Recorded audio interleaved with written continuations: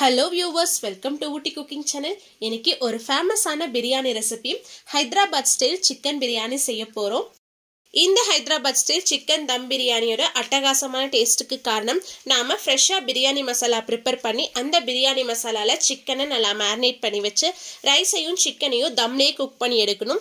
இந்த ப்ராசஸை கரெக்டாக ஃபாலோ பண்ணோம்னா தான் நமக்கு ஒரிஜினல் ஹைதராபாத் பிரியாணியோட டேஸ்ட் கிடைக்கும். இந்த பிரியாணி செய்யறதுக்கு முதல்ல நம்ம ஃப்ரெஷ்ஷா மசாலா ரெடி பண்ணிடலாம். அதுக்கு ஒரு மிக்ஸி ஜார்ல 4 பிரியாணி இலை சேர்த்திருக்கேன். கூடவே 7 துண்டு பட்டை, 10 போல கிராம்பு சேர்த்துக்கலாம். கூடவே 5 ஏலக்காய், 3 அன்னாச்சி பூ சேர்த்துக்கலாம். இது கூடவே 3 ஜாவித்ரி சேர்த்திருக்கேன். கூடவே கொஞ்சமா கல்பாசி சேர்த்திருக்கேன். 1 டேபிள் ஸ்பூன் அளவுக்கு சோம்பு சேர்த்துக்கலாம். கூடவே 1/2 டீஸ்பூன் அளவுக்கு ஜீரகம் சேர்த்திருக்கேன். உங்ககிட்ட சாஹி ஜீரா இருந்தா சாஹி ஜீரா 1 டேபிள் ஸ்பூன் அளவுக்கு சேர்த்துக்கோங்க. சாஹி ஜீரா சேர்த்து செய்யும் போது பிரியாணி இன்னும் நல்ல ஃப்ளேவரா இருக்கும். இந்த பொருட்கள் எல்லாத்தையுமே மிக்சியில சேர்த்து நல்லா நைஸான பவுடரா அரைச்சு எடுத்துட்டு வந்துடலாம். நம்மளுடைய பிரியாணிக்கு டேஸ்ட் கொடுக்க போட ஒரு சூப்பரான பிரியாணி மசாலா ரெடி ஆயிடுச்சு. பிரியாணி செய்யறதுக்கு நான் இங்க 1.25 கிலோ சிக்கன் எடுத்திருக்கேன். சிக்கன்ல கல்லுப்பு, மஞ்சத்தூள் சேர்த்து நல்லா கழுவி கிளீன் பண்ணி எடுத்து வச்சிருக்கேன். இது கூடவே நாம ஃப்ரெஷ்ஷா அரைச்சு எடுத்து வச்சிருந்த பிரியாணி மசாலாவை சேர்த்துக்கலாம். இது கூடவே 6 டேபிள் ஸ்பூன் அளவுக்கு இஞ்சி பூண்டு பேஸ்ட் சேர்த்திருக்கேன். இஞ்சி பூண்டை ஃப்ரெஷ்ஷா அரைச்சு செஞ்சீங்கன்னா தான் பிரியாணி நல்ல டேஸ்டா இருக்கும். கூடவே ஒரு கைப்பிடி நிறைய புதினா இலை சேர்த்துக்கலாம். கூடவே 1/2 டேபிள் ஸ்பூன் அளவுக்கு மிளகாய் தூள் சேர்த்திருக்கேன். நீங்க உங்க காரத்துக்கு தகுந்த மாதிரி மிளகாய் தூள் சேர்த்துக்கோங்க. கூடவே பிரியாணிக்கு தேவையான அளவு உப்பு சேர்த்துக்கலாம். கூடவே 1 டீஸ்பூன் அளவுக்கு நான் காஷ்மீரி மிளகாய் தூள் சேர்த்திருக்கேன். அப்ப பிரியாணி இன்னும் நல்லா கலர்ஃபுல்லா இருக்கும். கூடவே 3 பச்சை மிளகாய், ஒரு கைப்பிடி நிறைய பொடியா நறுக்குன மல்லி இலை சேர்த்துக்கலாம். இது கூடவே ஒரு பெரிய சைஸ் எலுமிச்சம்பழத்தோட சாறு சேர்த்துக்கலாம். கூடவே 3 டேபிள் ஸ்பூன் அளவுக்கு ஆயில் சேர்த்திருக்கேன். கூடவே 2 டேபிள் ஸ்பூன் அளவுக்கு நெய் சேர்த்துக்கலாம். கடைசியா இதுல 1 கப் அளவுக்கு தயிர் சேர்த்துக்கலாம். தயிர் கொஞ்சம் அதிகமா தான் சேர்க்கணும். நாம இந்த பிரியாணி செய்யும் போது தக்காளி சேர்க்க மாட்டோம். நம்ம தயிர் கொஞ்சம் அதிகமா சேர்த்தோம்னா தான் அந்த புளிப்பு டேஸ்ட் கரெக்டா இருக்கும். இப்ப இந்த மசாலா எல்லாத்தையுமே சிக்கனோட நல்லா மிக்ஸ் பண்ணி விட்டுருங்க. நாம சேர்த்த எல்லா பொருட்களையுமே சிக்கனோட நல்லா ஈவனா மிக்ஸ் பண்ணி விடணும். நம்ம எந்த அளவுக்கு நல்லா கலந்து எடுக்கிறோமோ அந்த அளவுக்கு சிக்கன்ல நம்ம சேர்த்த மசாலாவோட ஃபிளேவர்ஸ் எல்லாமே இறங்கும்.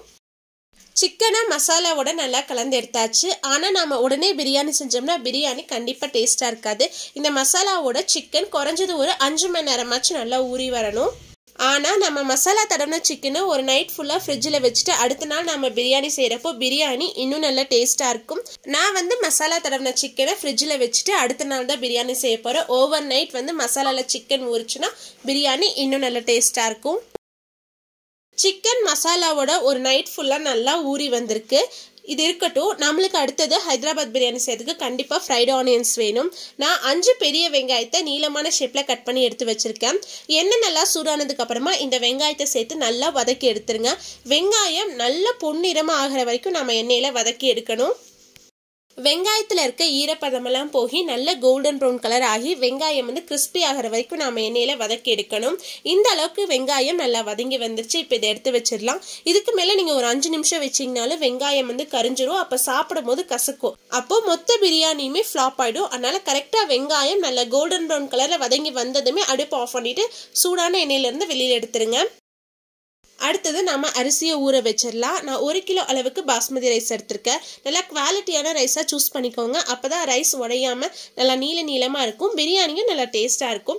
ரைஸை 2-3 தடவை தண்ணியில் நல்லா அலசிட்டு 20லேருந்து 30 நிமிஷம் வரைக்கும் ஊற வச்சு எடுத்துக்கலாம். அரிசியை ஊற வச்சுட்டு அதுக்கப்புறமா கழுவினீங்கன்னா ரைஸ் எல்லாமே உடஞ்சி போயிடும். அதனால நல்லா கழுவிட்டு அதுக்கப்புறமா ஊற வச்சு எடுத்துக்கோங்க. அதிக நேரம் ஊற வைக்க வேண்டாம். 20லேருந்து 30 நிமிஷம் ஊற வச்சோம்னா போதும். அடுத்தது நம்ம ஊற வச்ச அரிசியை குக் பண்ணி எடுக்கணும். அதுக்கு ஒரு பேன்ல 3 டேபிள் ஸ்பூன் அளவுக்கு ஆயில் சேர்த்திருக்கேன். கூடவே 2 பிரியாணி இலை, 1 அன்னாச்சி பூ, 2 துண்டு பட்டை, 3 கிராம்பு, 1 ஏலக்காய் சேர்த்துக்கலாம். கூடவே ரைஸ் வேகிறதுக்கு தேவையான அளவு தண்ணி சேர்த்துக்கலாம். கூடவே கொஞ்சமா பொடியா நறுக்கின புதினா இலை, கொஞ்சமா மல்லி இலை சேர்த்துக்கலாம். கூடவே ரைஸ்க்கு தேவையான அளவு உப்பு சேர்த்துட்டு நல்லா கலந்து விட்டுருங்க. தண்ணி நல்லா கொதிச்சு வந்ததுக்கு அப்புறமா இதுல நம்ம ஊற வச்சு எடுத்திருந்த அரிசியை தண்ணியெல்லாம் வடிகட்டிட்டு உள்ள சேர்த்துக்கலாம். அரிசியை சேர்த்துட்டு ரொம்ப லைட்டாக கலந்து விட்டுருங்க. ரைஸ் எதுவுமே உடஞ்சிடக்கூடாது. ரைஸ் ரொம்ப சாஃப்ட் ஆகிற வரைக்கும் வெந்து வந்துடக்கூடாது. ஒரு 70% வெந்து வந்தாலே நம்ம அடுப்பு ஆஃப் பண்ணிடணும். சரியா 10 நிமிஷத்துலயே ரைஸ் வந்து ஒரு 70% நல்லா வெந்து வந்துருச்சு. தண்ணி எல்லாம் வடிகட்டிட்டு இந்த ரைஸை நாம உடனே வேற ஒரு பாத்திரத்துல மாத்தி எடுத்து வச்சிடலாம். இந்த ஸ்டேஜ்ல சாதம் ரொம்ப வெந்துருச்சுன்னா நம்ம தம்ல வச்சு குக் பண்ணும்போது சாதம் குழஞ்சிரும். அதனால கரெக்டா 70% வெந்து வந்தோடனே அடுப்பு ஆஃப் பண்ணிட்டு தண்ணி எல்லாம் வடிகட்டி எடுத்து வச்சிருங்க. இப்போ ரைஸ் ரெடியா இருக்கு. அடுத்தது பிரியாணி தாளிக்கிறதுக்கு நல்ல அடிகனமான பாத்திரத்துல 4 டேபிள் ஸ்பூன் அளவுக்கு எண்ணெய் சேர்த்திருக்கேன். எண்ணெய் சூடானதும் இதுல 2 பிரியாணி இலை, 3 துண்டு பட்டை, 5 கிராம்பு, 2 ஏலக்காய் சேர்த்துக்கலாம்.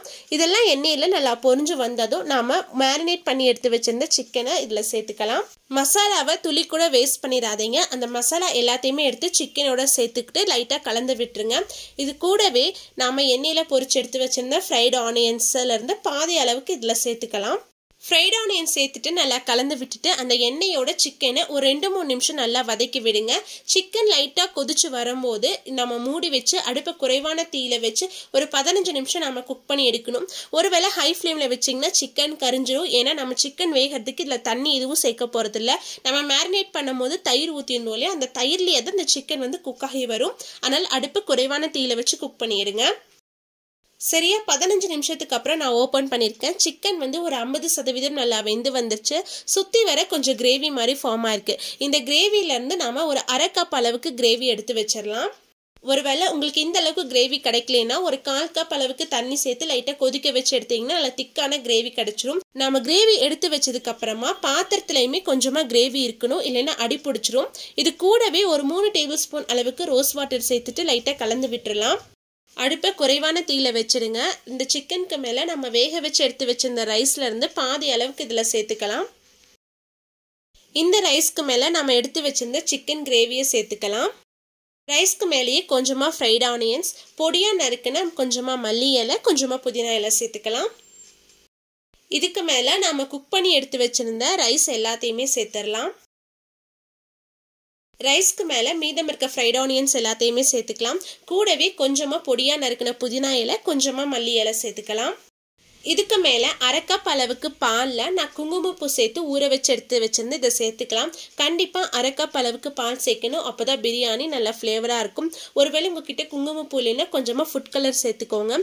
இது கூடவே நம்ம அரிசி வேக வச்ச தண்ணியிலேருந்து ஒரு 1/4 கப் அளவுக்கு தண்ணி சேர்த்துக்கலாம். அப்போ மேலே இருக்க ரைஸ் வந்து ட்ரை ஆகாமல் இருக்கும். இதுக்கு மேலே 2 டேபிள் ஸ்பூன் அளவுக்கு நெய் சேர்த்துருக்கேன். நெய் சேர்த்துட்டு பாத்திரத்தை மூடி வச்சிடலாம். இதுக்கப்புறமா நம்ம தம்லேயே குக் பண்ணி எடுக்கணும். தோசை தவா நல்லா சூடானதுக்கு அப்புறமா அதுக்கு மேலே பிரியாணி பாத்திரத்தை எடுத்து வச்சிருங்க. அந்த ஸ்டீம் வெளியில் போகாமல் இருக்கிறதுக்காக மேலே நல்ல ஒரு வெயிட்டான பாத்திரத்தை எடுத்து வச்சிருங்க. சரியா 5 நிமிஷம் அடுப்பை ஹை ஃப்ளேமில் வச்சு குக் பண்ணுங்க. அதுக்கப்புறமா சரியா 15 நிமிஷம் அடுப்பை லோ ஃப்ளேமில் வச்சு குக் பண்ணும். அப்போ தான் நாம் சேர்த்த மசாலா அந்த சிக்கனோட ஃப்ளேவர்ஸ் எல்லாமே ரைஸில் இறங்கும். தம்ல 20 நிமிஷம் குக் பண்ணதுக்கு அப்புறமா அடுப்பு ஆஃப் பண்ணிருங்க. அதுக்கப்புறமா ஒரு 10 நிமிஷம் கழிச்சு தான் நம்ம ஓப்பன் பண்ணணும். சரியா 1/2 மணி நேரம் ஆச்சு. இப்போ ஓப்பன் பண்ணி பார்க்கலாம். நம்மளுடைய சூப்பரான டேஸ்ட் நல்லா ஃப்ளேவரான ஹைதராபாத் பிரியாணி ரெடி ஆயிடுச்சு. சரியா 20 நிமிஷம் தம்ல குக் பண்ணதுக்கு அப்புறமா நான் 10 நிமிஷம் ரெஸ்ட்ல வச்சுட்டு அதுக்கப்புறம் தான் ஓப்பன் பண்ணியிருக்கேன். அதனால தான் பிரியாணி இந்த அளவுக்கு நல்லா சூப்பரா இருக்கு. அடுப்பை லோ ஃப்ளேம்ல வச்சு குக் பண்ணனால நம்மளுக்கு கண்டிப்பா பிரியாணி அடியும் பிடிச்சிருக்காது. பிரியாணியை நாம ரொம்ப கலந்து எடுத்துடக்கூடாது. ஒரு ஓரமாக எடுத்து தான் நம்ம பரிமாறணும். அப்போ தான் பிரியாணி நல்லா லேயராக இருக்கும். பாருங்கள், நான் எடுத்து காட்டுறேன் எந்த அளவுக்கு நல்லா அழகாக நம்ம சேர்த்து எல்லா கலரும் மிக்ஸ் ஆகி நல்லா லேயராக இருக்குன்னு பாருங்கள். பிரியாணியும் எனக்கு கொஞ்சம் கூட அடி பிடிக்கல. சாதமெல்லாம் குலையாமல் ஒன்றோடு ஒன்று ஒட்டாமல் நல்லா உதிரியாக இருக்குது. அதே மாதிரி பிரியாணி செய்கிறப்போ ரைஸை விட சிக்கன் கொஞ்சம் அதிகமாக சேர்த்து செய்கிறப்போ பிரியாணி இன்னும் நல்லா டேஸ்ட்டாக இருக்கும். நான் வந்து 1 கிலோ ரைஸ்க்கு 1.25 கிலோ அளவுக்கு சிக்கன் எடுத்து செஞ்சுருக்கேன். நம்மளுடைய சூப்பரான ஹைதராபாத் பிரியாணி சுட சுட ரெடி ஆயிடுச்சு. அதோட நம்ம ஃப்ரெஷ்ஷாக பிரியாணி மசாலா அரைச்சி செஞ்சதுனால நம்மளோட ஹைதராபாத் பிரியாணி ரொம்ப நல்ல ஃப்ளேவராகவும் இருக்குது. கண்டிப்பாக நான் சொன்ன சின்ன சின்ன டிப்ஸை ஃபாலோ பண்ணி செஞ்சிங்கன்னா நம்ம வீட்டிலேயே பெர்ஃபெக்டான ஹைதராபாத் பிரியாணி செஞ்சிடலாம்.